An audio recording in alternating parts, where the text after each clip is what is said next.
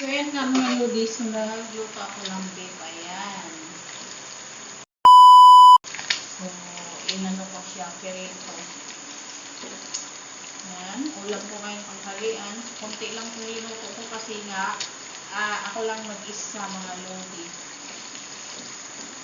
Wow, sarap oh. Ayan. Sarap ng beef. So, lakasan ko ng apoy para mas mabilis maluto. Kasi takam na ako. Nagugutom na ako. Wala akong almusal eh. Kasi nag-diet ako ngayon kaya hindi ako nag-almusal. So, ayan yung ating ulam ngayon.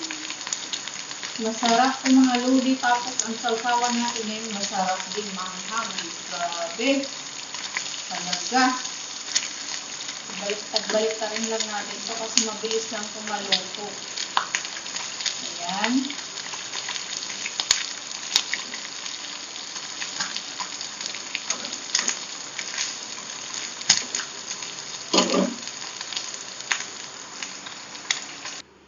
So, bago tayo kakain, so magdasal muna tayo ng Panginoon at magpapasalamat.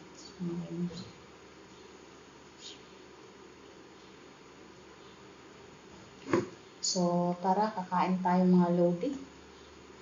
Kasi ito na yung linuto ko. Ayan, no? Kunti lang linuto ko kasi ako lang mag-isa. At lagyan natin ng hot sauce. Ayan, masarap to mga lodi. Let's go! Kain na! Kain kayo dyan, kain. Masarap.